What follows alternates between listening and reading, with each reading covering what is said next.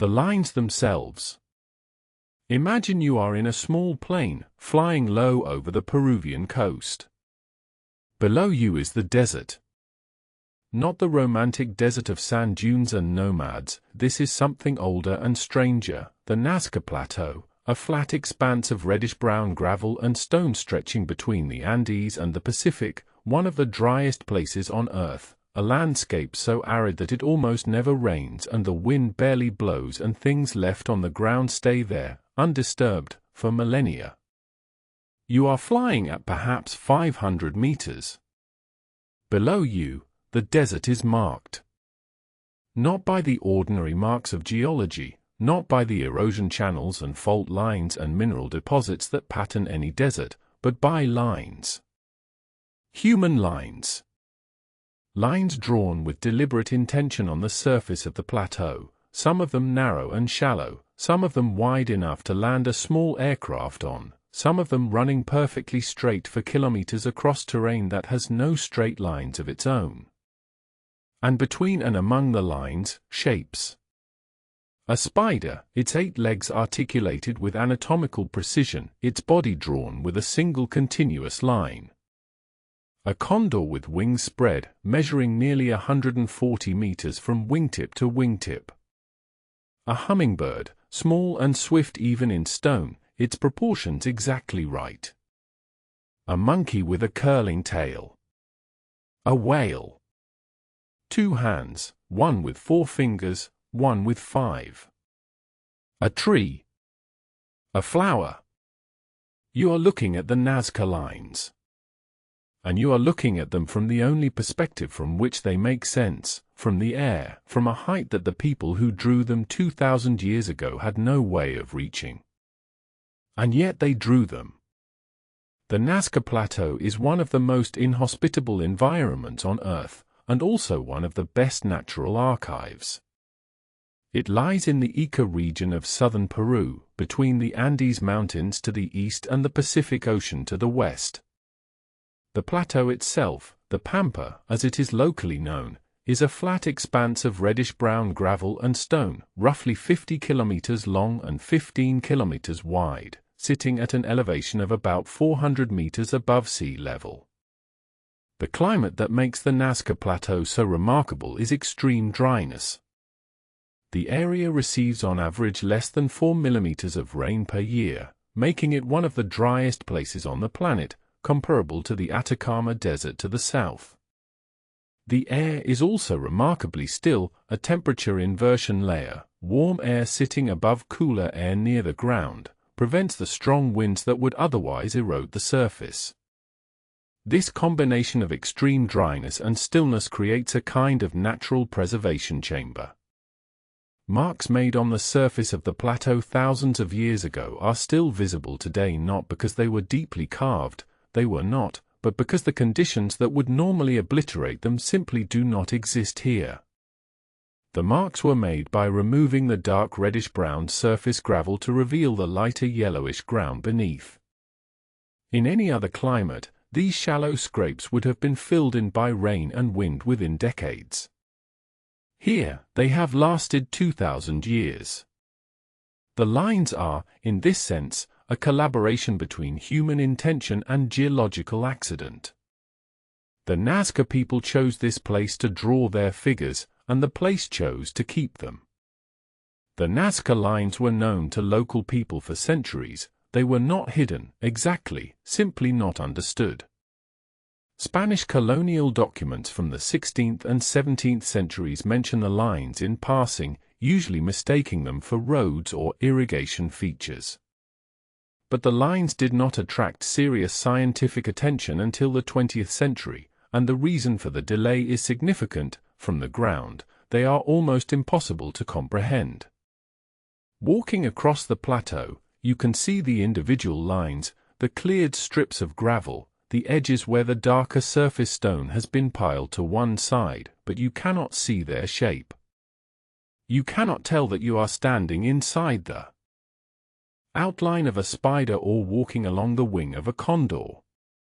The figures are simply too large to perceive at ground level.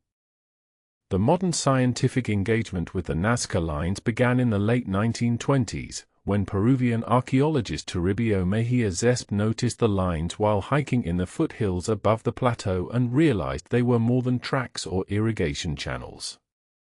He published a paper in 1939, but his work attracted limited attention outside Peru.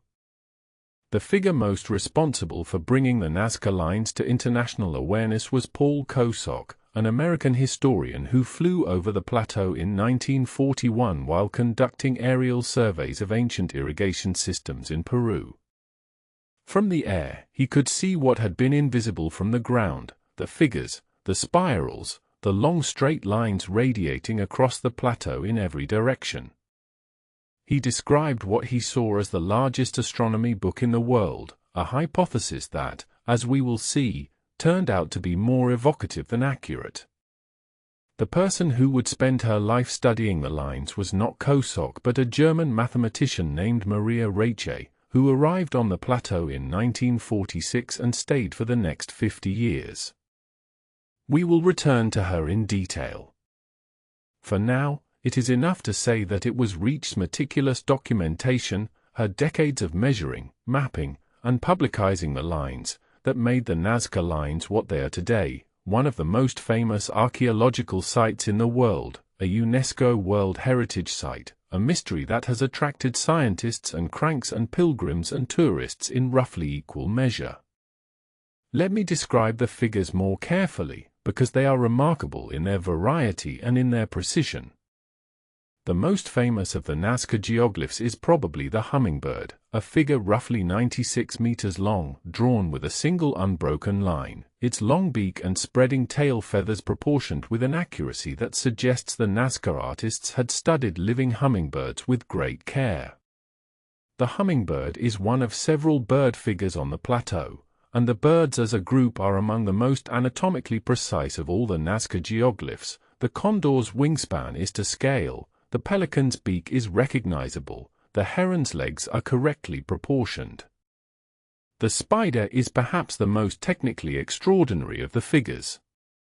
It measures 46 meters in length, and recent analysis has identified it as a member of the genus Rocinulae, one of the rarest arachnids in the world, found only in the most remote parts of the Amazon jungle. The question of how the Nazca people, living in a coastal desert, knew what this jungle spider looked like, and why they chose it for a figure visible only from the sky, has never been satisfactorily answered. The monkey is the largest of the animal figures, measuring 110 meters. It has a characteristically curling tail, a detail that immediately identifies it as an Amazonian species, not a creature native to the coastal desert. Like the spider, its presence raises questions about the Nazca people's knowledge of the distant jungle and their reasons for depicting its inhabitants. The whale, the dog, the lizard, the flower, the tree, the hands, each figure has its own qualities of precision and its own questions. And alongside the figurative geoglyphs, there are hundreds of geometric forms, spirals, trapezoids, rectangles, triangles, and the long straight lines that cross and recross the plateau in every direction, some of them extending for kilometers without deviation. How are the lines made? This question is less mysterious than it is sometimes presented, and understanding the answer is important for understanding the larger questions about the line's purpose. The construction technique was straightforward. The surface of the Nazca Plateau is covered with a layer of dark reddish-brown iron oxide-coated stones, the patina produced by millennia of exposure to the desert sun. Beneath this dark surface layer is lighter yellowish-gray ground. To make a line, the Nazca workers simply removed the dark surface stones and piled them along the edges of the cleared area. The resulting contrast between the dark edges and the light interior creates the visible mark that has survived for 2,000 years.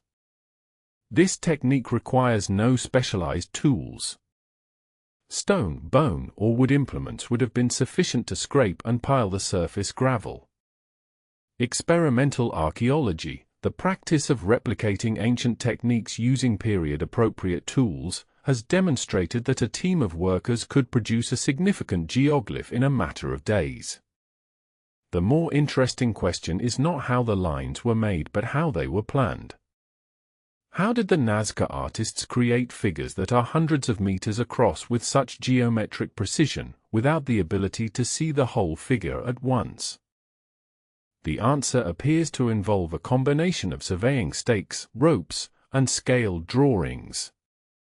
Archaeological evidence suggests that the Nazca people used a system of reference points, stakes driven into the ground at key positions, connected by ropes that guided the scrapers. By working from a small scale drawing and scaling up systematically, using the ropes to maintain straight lines and proportional curves, it would have been entirely possible to produce the large figures we see today without any aerial perspective. This is not merely theoretical. Experiments conducted by researchers and documentary filmmakers have successfully replicated Nazca-style geoglyphs using only period-appropriate tools and techniques. The spider, the hummingbird, the long straight lines, all have been shown to be achievable by motivated workers with sticks, stones, and rope. The mystery of the Nazca lines is not how they were made. It is why. Before we arrive at the question of purpose, we should spend some time with the woman who devoted her life to documenting and protecting the lines. Maria Raache was born in Dresden, Germany, in 1903. She was a mathematician by training and a woman of extraordinary physical and intellectual toughness. She came to Peru in the 1930s as a tutor and translator, encountered the Nazca lines through Paul Kosok, and recognized immediately that she had found the work of her life.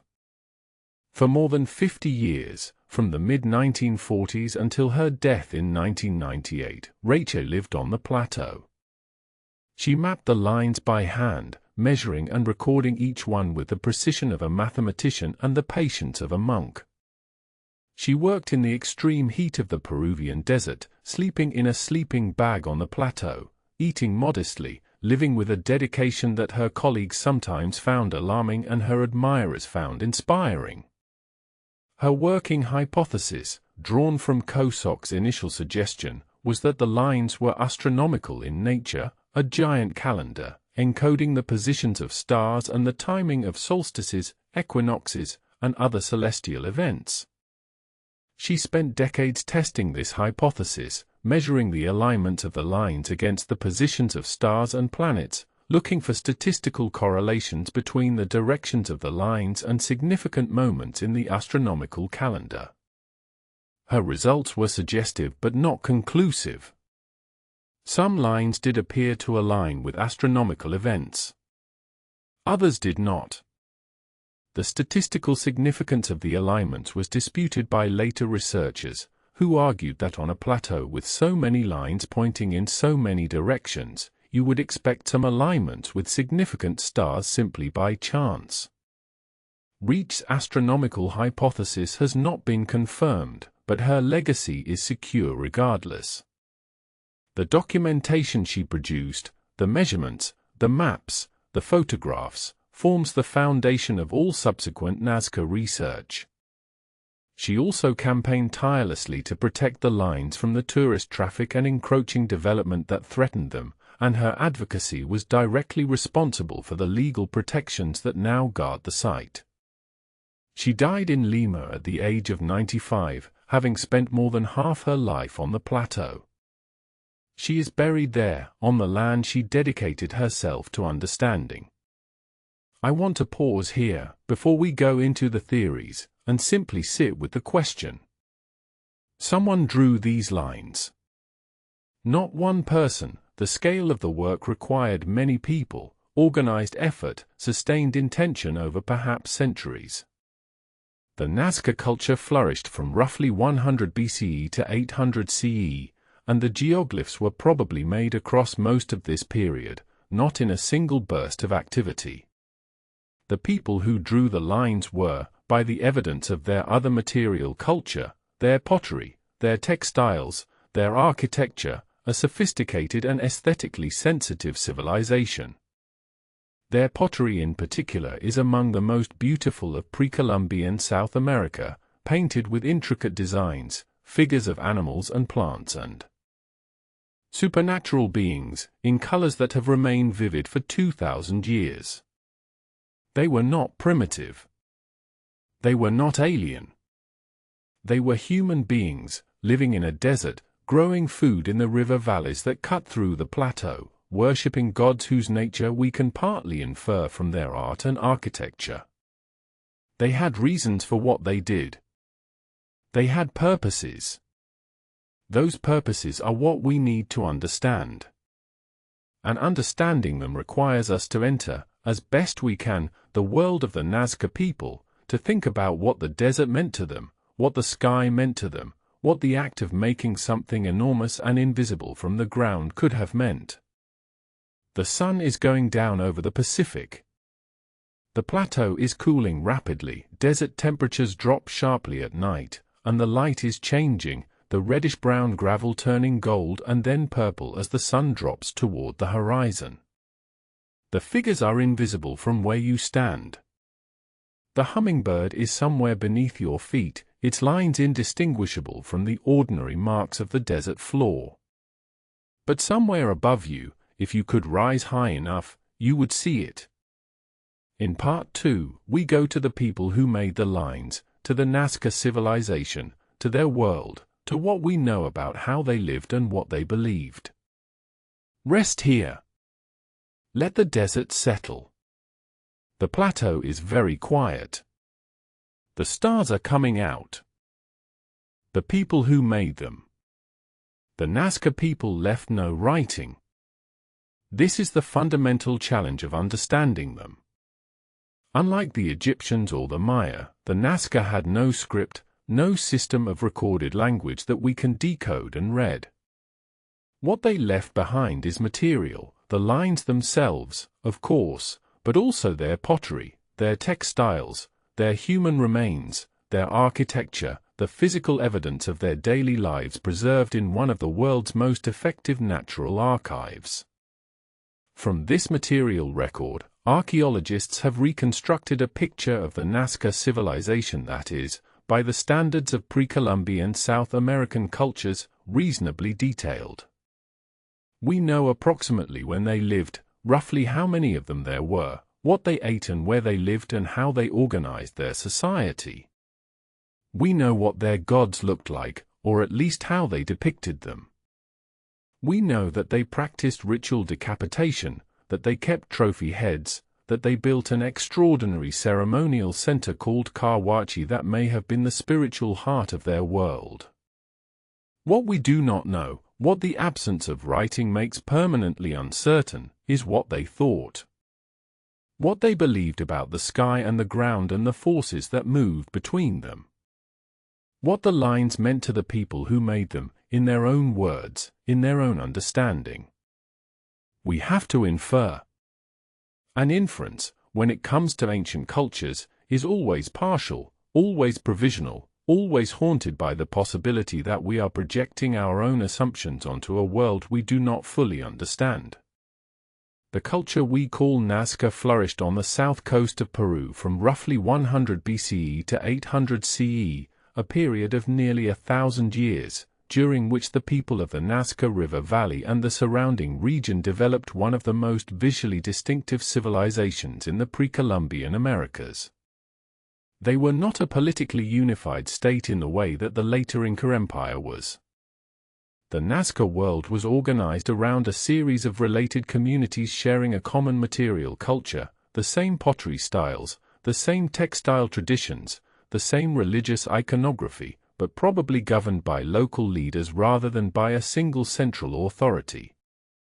They were, in other words, a culture rather than an empire, a network of related communities bound by shared beliefs and shared artistic traditions. Their territory was shaped by the geography of the Peruvian south coast, a series of river valleys cutting through the coastal desert from the Andes to the Pacific. The rivers, the Nazca, the Ingenio, the Palpa, provided the water that made agriculture possible in an otherwise uninhabitable environment. The Nazca farmers grew maize, beans, squash, and various other crops in the irrigated valley floors, and supplemented their diet with fish from the Pacific coast. The plateau, the pampa where the lines were drawn, was not where they lived. It was not, as far as we can tell, a place of permanent habitation. It was adjacent to their settlements, accessible from the river valleys, an open space of extraordinary scale. It was, in a sense, an empty canvas, a vast flat surface waiting to be marked. The most important archaeological site associated with the Nazca culture is not the plateau itself but a place called Kawachi, located in the Nazca River Valley about 20 kilometers from the plateau's edge. Kawachi is a ceremonial center, a complex of large earthen mounds, plazas, and structures that was, at its height, one of the most significant ritual sites on the entire South American coast. It covers an area of roughly 24 square kilometers, making it one of the largest pre-Columbian sites in the Americas, though its extent was obscured for many years by the fact that its mounds were built by modifying existing natural hills rather than by constructing entirely artificial structures. The Italian archaeologist Giuseppe Orefici has been excavating Kawachi since the 1980s, and his work has produced a picture of the site that significantly changes our understanding of the Nazca world. Kawachi was not a city. There is no evidence of permanent habitation, no domestic structures, no ordinary refuse of daily life. It was a pilgrimage center, a place people came to, performed rituals, left offerings, and departed. The population of Kawachi at any given time was probably small, a resident priestly class and the pilgrims who came for specific ceremonies, but the ceremonies themselves may have drawn large numbers of people from across the Nazca region. The connection between Kawachi and the plateau is both geographical and, most researchers believe, spiritual. The lines on the plateau extend in the direction of Kawachi. Some of the long straight lines point toward the ceremonial center. It is possible, many researchers believe it is probable, that the plateau was a sacred landscape associated with the rituals performed at Kawachi, and that the lines and figures were part of the same religious system. The Nazca were extraordinary potters, and their ceramics are one of our most important windows into their world. Nazca pottery is distinctive and immediately recognizable: vessels of complex organic shapes, double-spouted bottles, effigy vessels shaped like animals and plants, and human figures, painted with polychrome designs in up to 13 colors, using pigments applied before firing and fired at precise temperatures that preserved the color's brilliance. Nazca pots are among the most technically accomplished ceramics in the pre-Columbian Americas, and they are also among the most visually complex. The designs on Nazca pottery fall into several categories, and the categories are revealing. There are naturalistic images of the creatures of the Nazca environment: fish, birds, plants, animals. There are images of supernatural beings, composite figures that combine human and animal characteristics in ways that suggest religious or mythological content. And there are images of heads, human heads, detached from bodies, depicted with closed eyes and sometimes with implements, trophy staffs, cactus spines, through their lips. The trophy head tradition in Nazca culture is one of the more disturbing aspects of their material record. Trophy heads, real human skulls, prepared in specific ways that suggest ritual use, have been found in large quantities at Nazca archaeological sites, including Kawachi. The pottery images suggest that the taking and display of trophy heads was a significant ritual practice, probably associated with fertility and agricultural abundance, the idea that the energy contained in a human head could be transferred to the crops and the land. This context matters for understanding the lines. The Nazca world was one in which the boundary between the human and the supernatural was permeable, in which the forces of the natural world, rain, fertility, the growth of crops, were managed through ritual action, in which the landscape itself was a participant in the religious life of the community. The most urgent practical problem facing the Nazca people was water. They lived in one of the driest places on Earth. Their agriculture depended on the rivers flowing down from the Andes, and those rivers were seasonal, running strongly during the rainy season in the mountains, drying to a trickle in the dry season.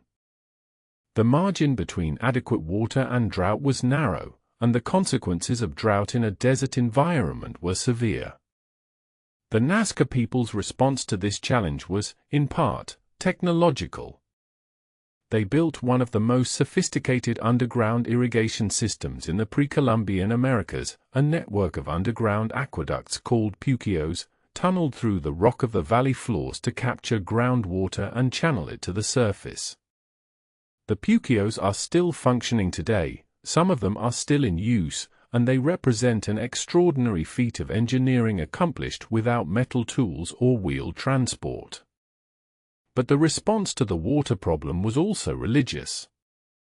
The Nazca religious system, as far as we can reconstruct it, was deeply concerned with water, with its presence and absence, with the forces that controlled it, with the beings and rituals that could attract or repel it. The trophy heads may have been connected to water ritual, the idea that the energy of the dead could be directed toward agricultural fertility. Kawachi was built near the river, where the sacred and the practical intertwined. And the plateau, the dry, waterless pampa, may have been the stage for rituals designed to call water into being. The lines that point toward the mountains may have been pointing toward the source of the rivers. The spirals that appear throughout the geoglyphs are a form that in Andean cultures often represents water or the movement of water through the landscape. The Nazca civilization did not end gradually. It collapsed. Around 650 CE, after nearly 700 years of relative stability, the Nazca culture disintegrated rapidly. Kawachi was abandoned. The settlements in the river valleys shrank or were deserted. The pottery tradition that had produced some of the most beautiful ceramics in the Americas ceased. What caused the collapse? Archaeological evidence points to a combination of environmental and social factors. There is evidence of significant deforestation in the Nazca valleys during the middle centuries of the culture's history. The warango tree, a deep-rooted species that stabilized the valley soils and helped maintain the groundwater table, was cleared to make room for agricultural fields. Without the warango, the soils were vulnerable to erosion and the water table dropped. Then, around 550 to 600 CE, a series of severe El Niño events struck the region. El Niño events bring catastrophic flooding to the Peruvian coast, not rain that replenishes the soil, but violent floods that destroy crops, erode fields, and overwhelm irrigation systems. For a culture already weakened by deforestation and the resulting environmental degradation, the floods may have been the final blow. The collapse of the Nazca was, in other words, partly an ecological disaster, a civilization that had overextended its relationship with its environment and paid the price when the climate turned against it. This context gives the lines a particular poignancy. They were made by a people who were, throughout their history, in a precarious relationship with the forces of nature, trying to manage and negotiate with an environment that was always on the edge of becoming hostile. The physical remains of the Nazca people, their skeletons, buried in the desert that preserved them, have told archaeologists things that no pottery or architecture could. Nazca skeletons show the physical characteristics of a population engaged in sustained agricultural labor, strong spinal muscles, wear patterns on joints consistent with digging and carrying heavy loads, evidence of repetitive physical work. They were not, in general, a tall people. The average male height was around 160 to 165 centimeters, but they were robust, their bones suggesting people who worked hard and ate adequately in normal times.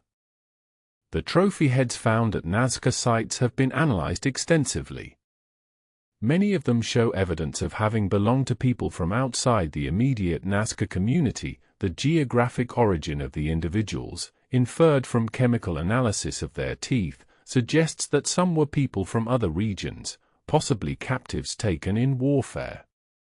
Others appear to have been community members, possibly chosen for sacrifice.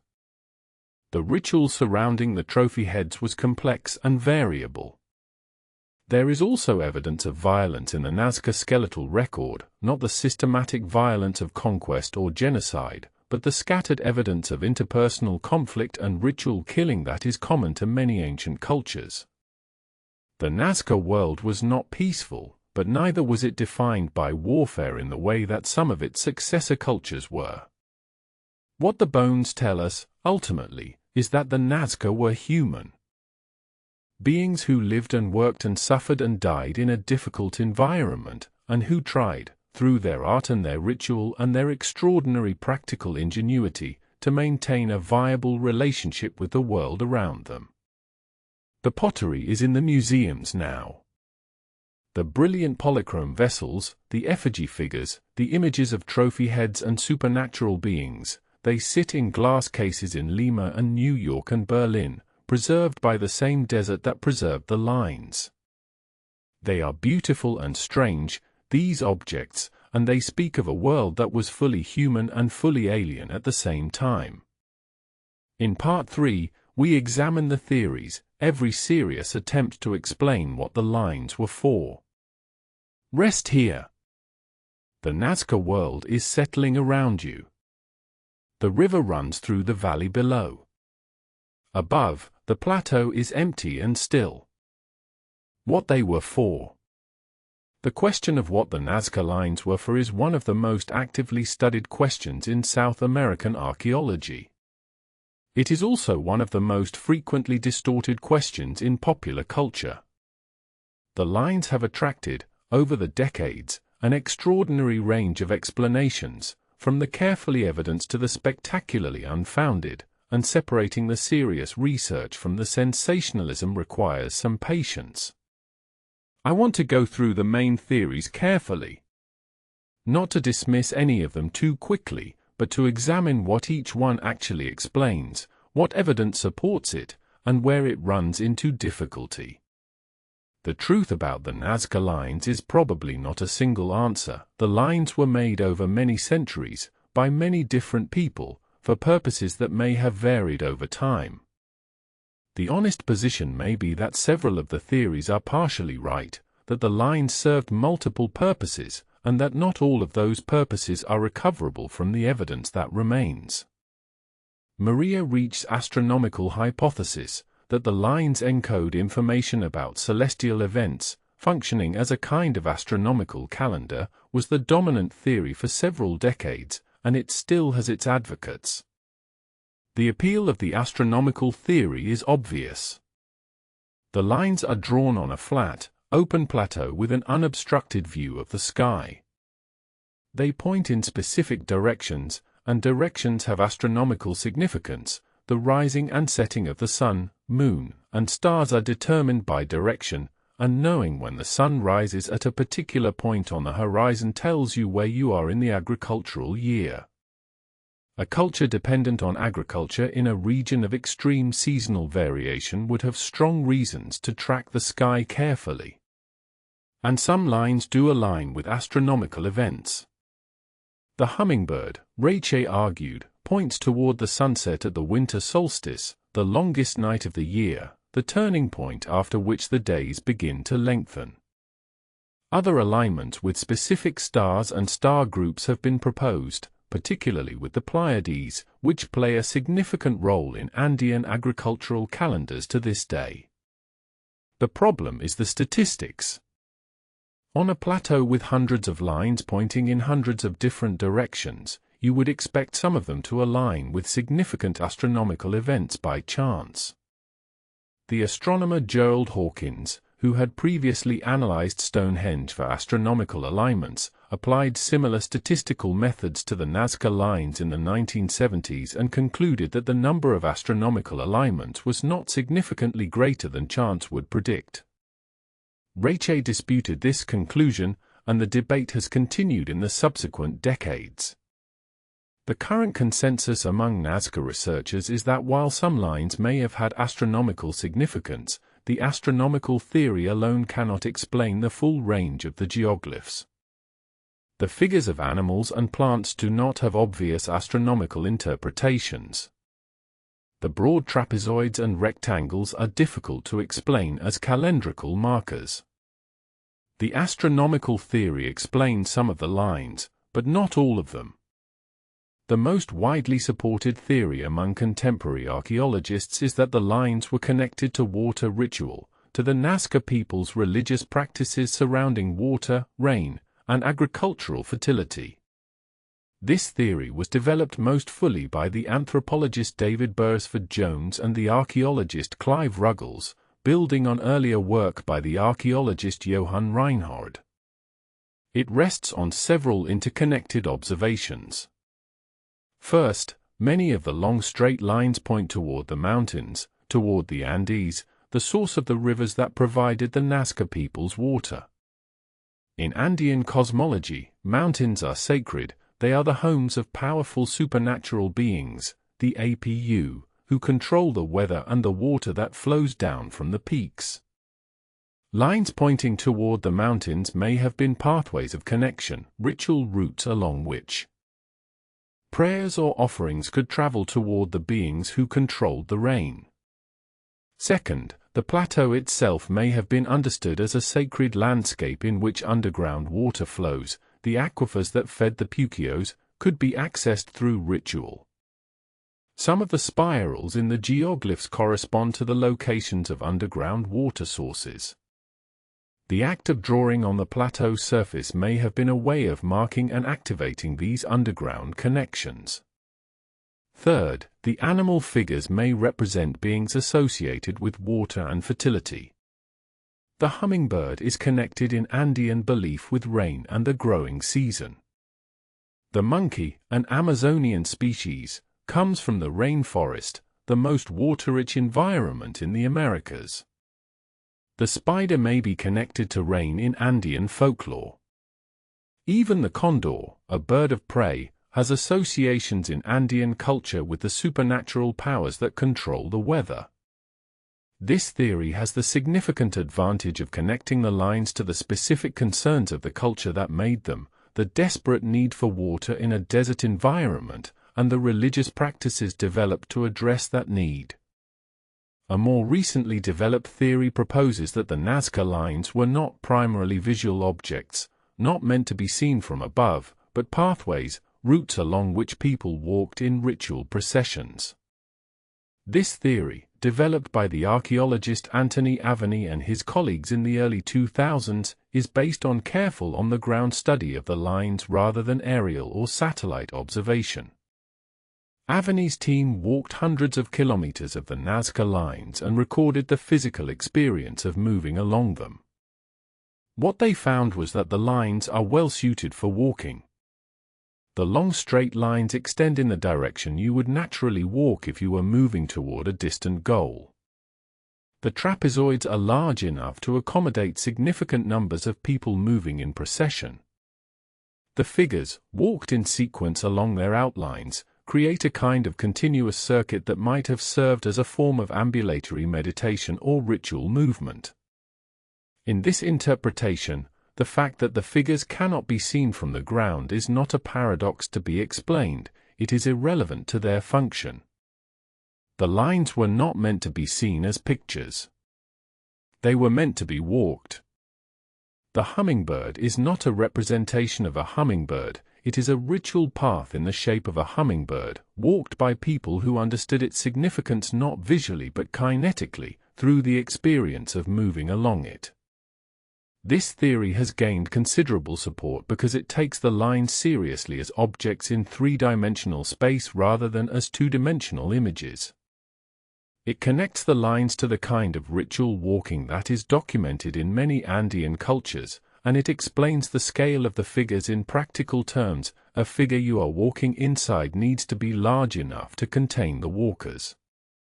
No account of the Nazca lines would be complete without addressing the alien theory, the hypothesis, popularized in the late 1960s by Erich von Daniken's book Chariots of the Gods, that the lines were made by or for extraterrestrial visitors, serving as landing strips or navigational markers for alien spacecraft.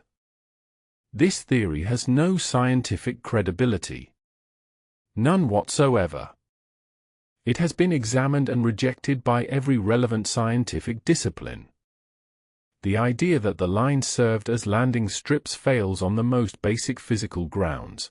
The lines are scratched a few centimeters into gravel and would not support the weight of any aircraft. The idea that they were meant to be seen by beings flying overhead assumes that the Nazca people knew such beings existed and were trying to communicate with them, an assumption with no evidential basis. But the alien theory matters to discuss, not because it is correct, but because of what its popularity reveals. The alien theory gained traction because of a particular assumption, that the Nazca people could not have made the lines without some external, technologically advanced assistance. This assumption is racist in its origins. It reflects a deeply ingrained Western tendency to assume that non-European, non-literate ancient peoples were incapable of sophisticated achievement without help from outside. The experimental archaeology that has repeatedly demonstrated the achievability of the Nazca geoglyphs using period-appropriate tools is partly a response to this assumption. The lines are not a mystery in the sense of being physically impossible. They are a mystery in the sense of having a purpose we do not yet fully understand. These are very different things. The alien theory collapses the distance between these two kinds of mystery. It transforms a genuinely interesting puzzle about human culture and religious practice into a pseudoscientific spectacle that dismisses the achievement of an actual civilization. The Nazca people, the people who built Kawachi, who made the extraordinary pottery, who engineered the pukios, who organized the sustained communal effort required to create hundreds of geoglyphs across a 50-kilometer plateau, deserve better than to have their achievement attributed to beings from another planet. Where does current scholarship stand on the purpose of the Nazca lines? The honest answer is that there is no single consensus, but there is a convergence around several ideas that together form the most plausible current understanding. The lines were probably connected to ritual. This much is almost universally agreed. The scale of the effort required to make them, sustained communal labor over centuries, implies a level of social organization and shared motivation that is most easily explained by religious or ceremonial context. Purely secular constructions of this scale, in pre-industrial societies, are rare. The ritual was probably connected to water and agricultural fertility. The geographical orientations of many lines, the associated symbolism in Nazca pottery and textiles, and the wider context of Andean religious practice all support this hypothesis. The Nazca people lived in a desert and were entirely dependent on the rivers that flowed from the mountains. Water was not merely important, it was existential. Religious practices centered on water make sense in this context. The lines may also have served as processional routes. The walking theory and the water theory are not incompatible. Ritual walking along water-associated pathways, toward the mountains that provided the rain, is a coherent synthesis of both. The astronomical connections, while not sufficient as a primary explanation, may represent an additional layer of significance, particularly for the lines that point toward celestial events of agricultural importance. What the lines probably were not, alien landing strips, runways for ancient aircraft, or products of a technology more sophisticated than the sticks and ropes that experimental archaeology has shown to be sufficient. The study of the Nazca lines is not settled science. New discoveries continue to be made, and new methods continue to produce new insights. In 2019, researchers using artificial intelligence to analyze aerial imagery identified more than 140 previously unknown geoglyphs in the Nazca region, smaller figures, often more eroded than the famous large ones, that had been invisible to traditional survey methods. These new figures include a two-headed snake, a pair of llamas, and a human figure, and their presence suggests that the plateau was even more intensively marked than previously known. The application of LiDAR technology, the laser-based remote sensing method that has transformed archaeological survey in forested regions like the Maya lowlands, is beginning to reveal the full extent of the Nazca landscape's cultural features, including pathways, structures, and marks that are invisible from the air but clearly present in the topographic data. The UNESCO World Heritage status of the site has both protected it and created new challenges. Tourism brings money to the region, but also physical damage. Vehicles and foot traffic have damaged several of the figures, including a recent incident in which a truck drove across part of the plateau and damaged two previously pristine lines. Protecting a site spread across 500 square kilometers of desert while also allowing access for research and tourism is a management challenge with no easy solution. The theories are serious and they are partial. The water theory explains the orientations. The walking theory explains the scale. The astronomical theory explains some of the alignments. None of them explains everything, and none of them can be confirmed with the certainty that written records would provide. In Part 4, we sit with what the lines mean, not just as an archaeological puzzle, but as a statement about human aspiration, human reach, and the particular kind of beauty that comes from making something that exceeds your own ability to perceive it. Rest here. The plateau is dark. The stars are very bright. What the desert keeps. There is a particular kind of human act that the Nazca lines represent, and I want to try to describe it precisely. It is the act of making something larger than you can see. This is not as unusual as it might seem. Cathedral builders worked for generations on structures they would never see completed. Engineers design infrastructure that will function for centuries after their deaths. Parents make decisions for children who are not yet born. Human beings routinely undertake projects that exceed their individual perception and lifespan. But the Nazca lines are an especially pure example of this phenomenon, because the limitation is not temporal but spatial. The Nazca artists could, presumably, have chosen to make smaller figures that could be seen and appreciated from the ground. They chose instead to make figures that can only be fully perceived from a perspective they could never occupy. This choice was deliberate. They were not trying to make figures visible from the ground and failing. They were making figures visible from above, for reasons that we are still trying to understand. What were those reasons? And what does the choice tell us about the people who made it, and about us, who are still studying them 2,000 years later? The most straightforward interpretation of the Nazca lines' invisibility is religious. They were made for the gods, not for human eyes. This interpretation is consistent with what we know about Andean religious practice, both ancient and contemporary. In Andean cosmology, a system that survived the Inca Empire and, in modified forms, persists in Andean communities to this day, the landscape is inhabited by powerful supernatural beings, the APU of the mountains, the spirits of rivers and springs, the cosmic forces that control weather and fertility. These beings are present in the landscape, they can be communicated with, and they perceive the world differently from human beings. A god who lives in the mountains and looks down across the plateau would see the figures from above. A god who inhabits the sky, the sun, whose motion determined the agricultural calendar, or the mountain spirits whose gaze swept across the pampa, would see the hummingbird from the perspective that we now access only with aircraft. Making a gift for the gods that only the gods could fully appreciate is not a strange act in this context. It is the logic of religious offering taken to its spatial extreme. You do not give the best of your crop to a deity because you expect to receive it back. You give it because the deity is worthy of your best, even, especially, when the giving exceeds your own capacity for gratification.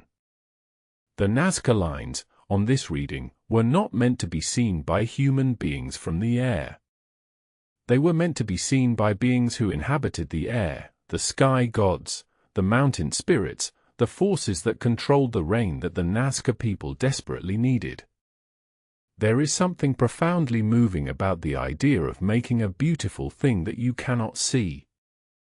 We live in a culture of visibility, a culture in which the value of an act is often measured by its audience, in which creation without recognition feels incomplete or even pointless.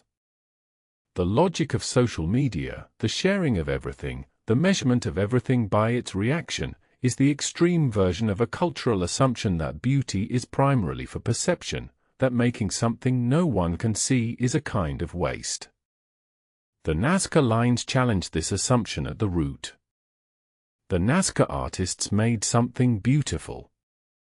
The hummingbird is beautiful, beautifully proportioned, gracefully drawn, attentive to the living creature it depicts. The spider is beautiful in a different way, precise, technically extraordinary, attentive to a creature so rare that most people in the Nazca region had probably never seen one.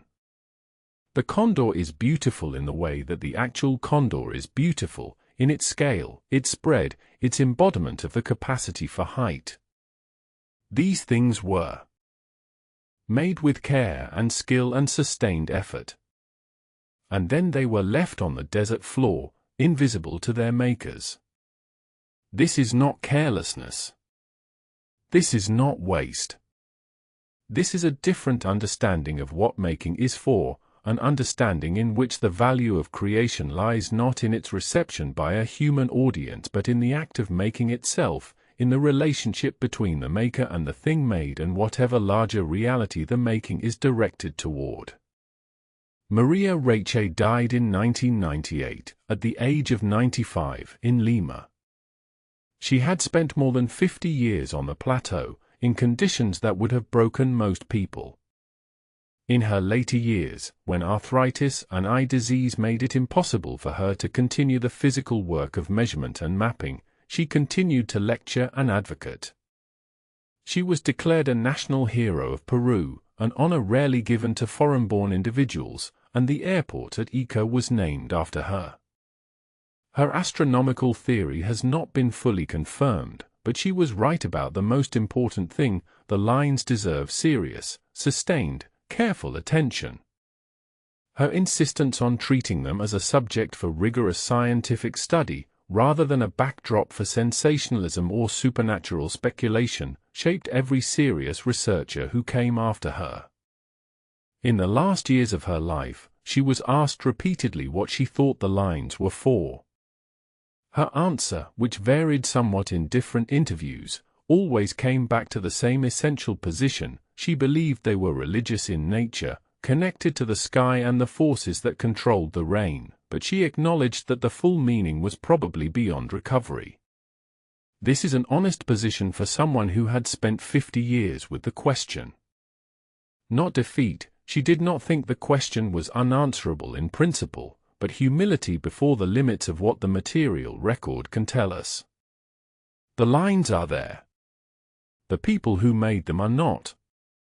The gap between those two facts cannot be fully bridged. In the past decade, new technologies have transformed the study of the Nazca lines in ways that Maria Reche could not have anticipated. Satellite imagery with submeter resolution allows researchers to examine the entire plateau at once, identifying features that were invisible from the ground and ambiguous from light aircraft. The artificial intelligence analysis that identified more than 140 new geoglyphs in 2019, conducted by a team from Yamagata University in Japan, is the most dramatic recent example, but it represents a broader trend: the computational analysis of large spatial datasets producing discoveries that would have taken decades of manual survey to achieve. Drone technology has democratized aerial survey in a way that was impossible in Reach's era. Where she had to hire expensive aircraft for her aerial observations, researchers today can fly high-resolution cameras over specific areas of the plateau for a few $100s. The resulting imagery, combined with photogrammetric software that can produce accurate three-dimensional models of the surface, is revealing the line's construction in new detail, the exact depths of the scraping, the precise arrangement of the stone piles, the traces of stakes and ropes that guided the workers. Ground-penetrating radar and other subsurface survey methods are beginning to reveal what lies beneath the surface of the plateau: buried features, underground channels, the traces of activities that left no surface mark. Early results suggest that the plateau was more intensively used than its visible surface indicates. This new data is not yet producing definitive answers about the purpose of the lines. But it is producing a much richer picture of the landscape and the activity that created it, a picture that is gradually filling in the context without which the lines cannot be fully understood. The Nazca lines face a threat that their makers could not have imagined. Climate change is altering the weather patterns of the Peruvian coast, and the changes are not gentle.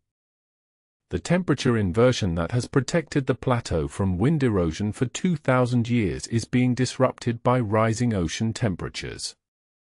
El Niño events, the periodic climatic disruptions that devastated the Nazca civilization in its final centuries, are becoming more frequent and more severe. In January 2016, heavy rain struck the Nazca region, unusual rains, the kind that the desert's preservation system was not designed to handle. Water flowed across parts of the plateau, carrying sediment and damaging sections of the hummingbird and other figures. The damage was not catastrophic, but it was a warning. The irony is almost painful. The Nazca people made their lines on the most arid plateau in South America precisely because it was arid, because the dryness that made their lives difficult was also the condition that preserved their marks. The climate change that is now threatening to obliterate those marks is, in part, the consequence of the same human relationship with the natural environment that ended the Nazca civilization itself, the overextension of a technological civilization beyond the carrying capacity of its environment. The Nazca drew their lines in a desert. We are returning the planet's deserts to the rain. There is a woman standing on the plateau. She is holding a measuring tape and a notebook. Her eyes are damaged by years of working in the desert sun, and she squints as she looks toward the mountains. She is 70 years old, or 80, or 90. She has been here for decades. She is trying to understand something that may not be fully understandable. She measures. She records. She goes back to her sleeping bag on the desert floor. The stars come out over the plateau. The lines are invisible in the dark. They are always invisible in the dark. The contrast between the removed gravel and the desert floor disappearing when the sun is not there to illuminate it. The plateau is just a plateau again. Flat, dry, ancient, silent. And somewhere in the dark, barely scratched into the surface of the gravel, the hummingbird is there. Its wings are spread. Its beak is extended. It is flying towards something that it can see and that we cannot. It has been flying for 2,000 years. It will still be flying, perhaps, when the woman's descendants come to this plateau and try again to understand what it means. Or perhaps the rains will come, and the lines will slowly fill with sediment, and the hummingbird will return to the desert that made it. Either way, it was here. It was made by human hands, in the service of something those hands could not reach. And that reaching, is the most human thing about it. Good night.